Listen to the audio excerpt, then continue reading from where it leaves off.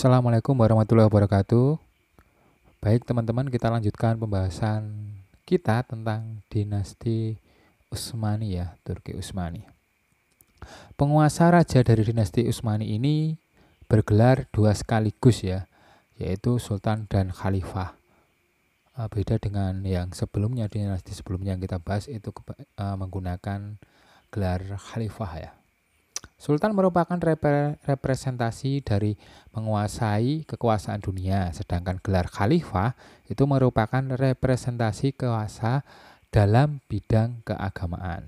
Dalam roda pemerintahan, sultan atau khalifah ini dibantu dengan orang yang memangku jabatan yang disebut mufti. Mufti tersebut dikenal dengan Syekhul Islam dan Sadrul Adam.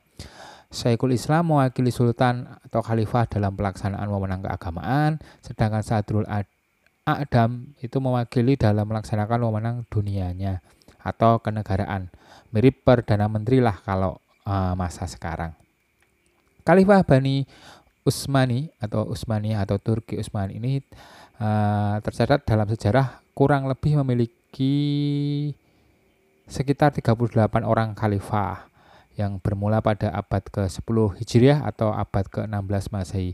Dalam kurun waktu kekuasaan yang sangat lama itu sekitar 625 tahun, 625 tahun ya. Tidak kurang 38 sultan pernah menjadi penguasa.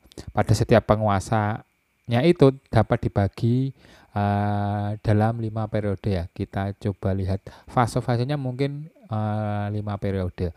Periode pertama itu periode antara tahun 1229 Masehi hingga 1402 Masehi. Periode ini dimulai semenjak berdirinya dinasti tersebut, dimulai perluasan wilayah pertama kali hingga kehancuran sementara oleh serangan bangsa Mongol, dalam hal ini dipimpin oleh Timur Leng. Sultan yang terkenal pada periode ini adalah Utsman I, terus Orhan, terus Murad I, serta Bayezid I. Kita coba lihat sekilas tentang 4 khalifah itu. Utsman I ini memerintah antara tahun 1299 sampai 1326 Masehi ya. Ini bisa dikatakan khalifah peletak dasar peraturan bangsa Turki. Ia diberi gelar juga sebagai Al-Ghazi, Utsman Al-Ghazi. Utsman dikenal dekat dengan tarekat Bektashi. Selanjutnya untuk khalifah kedua yaitu Orhan. Orhan ini memerintah antara 1326 sampai 1360 Masehi. Nah, Orhan ini yang memunculkan jabatan Sadrul Adam tadi, seperti yang telah saya sebutkan di atas, itu dikasihkan ke saudaranya yang bernama Alauddin. Jabatan itu diberikan ke adiknya Alauddin ya. Terus Orhan juga membentuk pasukan tentara khusus yang dikenal juga dengan nama Inki-Sariyah atau juga dikenal Janissary. Ini tentara kuat yang terkenal di Turki Utsmani. Khalifah selanjutnya Murad I. Murad I ini 1360 sampai 1388 Masehi. Ya terkenal pemberani ya, Ya kebetulan juga memiliki komandan perang terbaik dan berpengalaman di bidang militer. Murad I mampu memperluas wilayah di Andrinopel, sekarang di Edirne Turki ya, lokasinya Edirne Turki. Yunani juga dapat dikuasai, terus juga Balkan. Daerah Balkan itu kalau sekarang mungkin negara-negara Eropa seperti Bosnia, Herzegovina, Bulgaria, Albania, Makedonia, Montenegro, Kroasia, Serbia, Slovenia. Ini biasanya namanya kalau nonton sepak bola itu fik gitu belakangnya. Orang-orang sana itu orang-orang Balkan cirinya.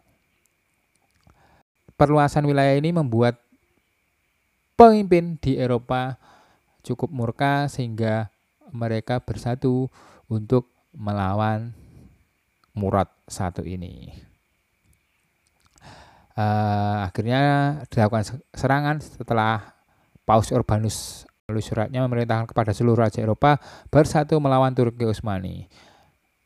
Pasukan koalisi itu akhirnya menyerang Turki Utsmani meskipun bisa dikatakan gagal, namun dalam serangan itu Murad I terbunuh. Selanjutnya digantikan oleh Bayezid I. Bayezid I ini memerintah antara tahun 1389 sampai 1402. Ia terkenal sultan yang sangat berambisi dalam melakukan perluasan wilayah. Diberi gelar Yaldrum atau Sang Kilat karena kecepatan dalam pergerakan perluasan wilayah. Perluasan yang dilakukan Balkan dan Anatolia. Anatolia ini sekitar Turki ya, Turki sekarang itu.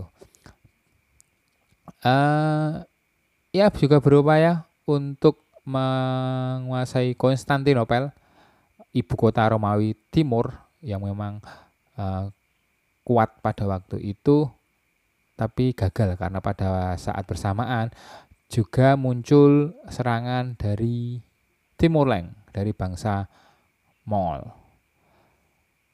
Dalam serangan Timur Leng ini Bayezid sebagai tawanan akhirnya kalah dan harus menyerah menjadi tawanan hingga Bayezid wafat pada tahun 1402 sebagai tawanan itu. Timur Leng ini merupakan Muslim ya, jadi Mongol itu kalau awalnya dulu ketika menyerang Abbasiyah itu pemimpinnya Hulagu itu memang bukan Muslim, tapi pasca itu beberapa pemimpin dari bangsa Mongol itu banyak yang masuk Islam. Timur Leng ini salah satunya. Dia penguasa Muslim yang cukup berpengaruh di Asia Tengah.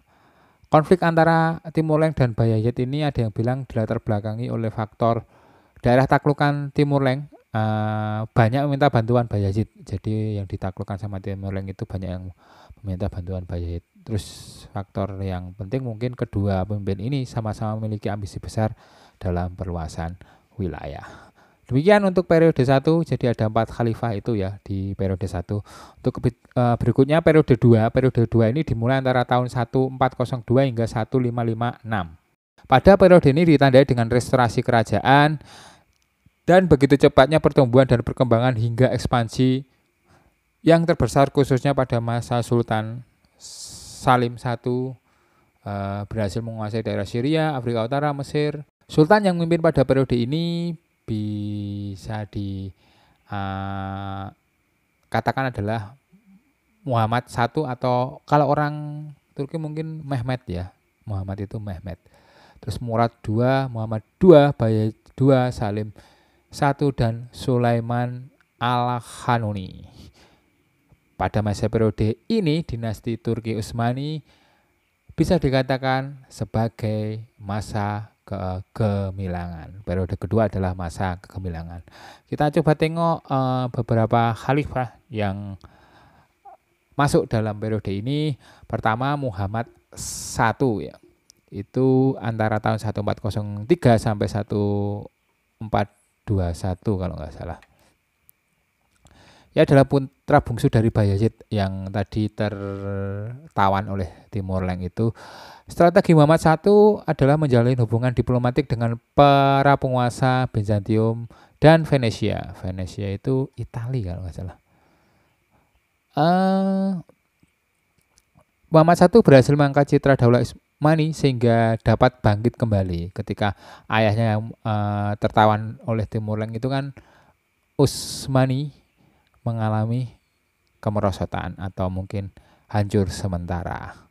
Nah, Sultan Muhammad I ini mulai pelan-pelan mengangkat Turki Utsmani kembali. Sultan Muhammad I adalah sosok yang sangat cinta kedamaian dan ilmu pengetahuan. Mencintai fuqaha yang kemudian menjadi alasan beliau untuk memindahkan ibu kota dari Andrinopel ke Busra. Ini sama dengan tadi ya, Orkan tadi ya berarti. Ibu kotanya berarti pindah-pindah terus. Karena Busra sering disebut sebagai kota fuqaha. Oke, pada tahun 1421 beliau meninggal di kota Ornah pada usia 43 tahun. Kemudian khalifah berikutnya adalah Murad II. Murad II itu menggantikan Muhammad I. Cita-cita Murad II adalah melanjutkan usaha perjuangan Muhammad I. Prioritas utamanya adalah merangkul kembali daerah-daerah yang terlepas dari Daulah Utsmani sebelumnya. Seperti itu untuk gambaran dari Murad II ini. Murad II ini juga membuat istana penguasa bernuansa akademis. Ini dilakukan agar keilmuan tetap berkembang pada zamannya. Dia mengirim sejumlah uang untuk kesejahteraan penduduk Mekah, Madinah, dan Baitul Maqdis sebanyak 3.500 dinar setiap tahunnya. Sultan Murad II ini menghembuskan nafas terakhir pada tanggal 16 Muharram 855 Hijriah atau tanggal 18 Februari 1451 di Adrianople di usia 47 tahun. Dimakamkan di Masjid Jami' Muradiyah, Bursa. Khalifah ketiga dalam periode keemasan ini adalah Muhammad II atau juga sering dikenal dengan Muhammad Al-Fatih 1451 sampai 1481. Al-Fatih adalah gelar kebanggaan beliau karena berhasil menaklukkan Konstantinopel. Muhammad Al-Fatih atau Abu Al-Khairat diangkat menjadi pemimpin Daulah Utsmani ketika baru berumur 22 tahun. 22 tahun sudah menjadi pemimpin ya.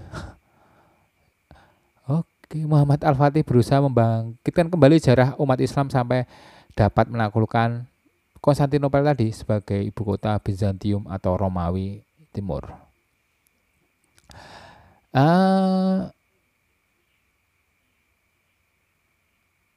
Konstantinopel ini bisa dikatakan adalah salah satu kota terpenting di dunia pada waktu itu. Kota ini dibangun kisaran tahun 330 Masehi, jadi sangat jauh dengan masa Rasulullah ya. Oleh Kekaisaran Bizantium, yaitu oleh Konstantin I.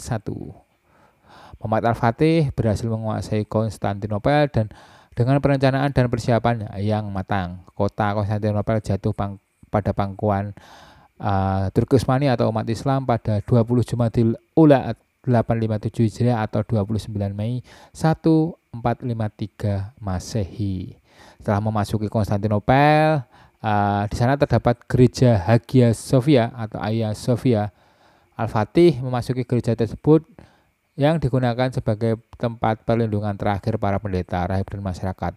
Al-Fatih dengan kebaikan akhlaknya memberi sikap kebijaksanaan dan perlindungan kepada seluruh penduduk Konstantinopel. Setelah salib-salib, berhala atau gambar-gambar diturunkan, Hagia Sophia dibersihkan kemudian dijadikan masjid bagi umat Islam. Nama Konstantinopel pun akhirnya diganti menjadi Istanbul atau yang dikenal juga sebagai Istanbul. Sampai sekarang dikenal dengan Istanbul.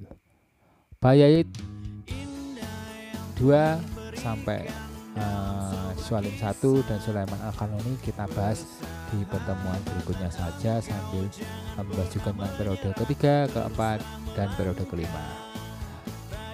Demikian pembahasan tentang periode pemerintahan ini bagian ini.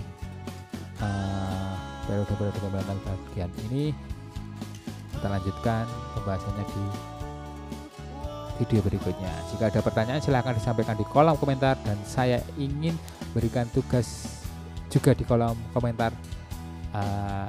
Kita tadi sempat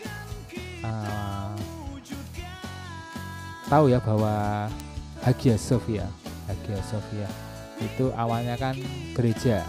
Setelah Muhammad Al-Fatih mampu menjatuhkan Konstantinopel atau menaklukkan Konstantinopel, bangunan bersejarah itu dirubah menjadi masjid. Hingga pada tahun 1934 Kemal Atatürk menjadikan bangunan ini sebagai museum. Kemal Atatürk ini pemimpin Turki modern ya, Turki sekarang itu, negara Turki sekarang.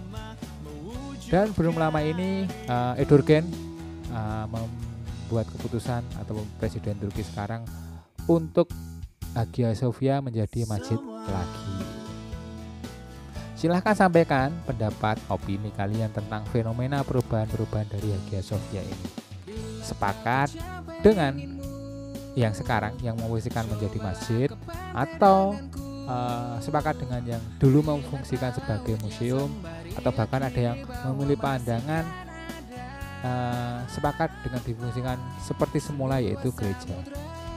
Tulis pendapat kalian di kolom komentar, tapi saya mohon dengan sangat argumen atau pendapat yang disampaikan jangan asal-asalan ya, ada landasan yang jelas pendapat kalian itu, terus data-datanya itu juga jelas.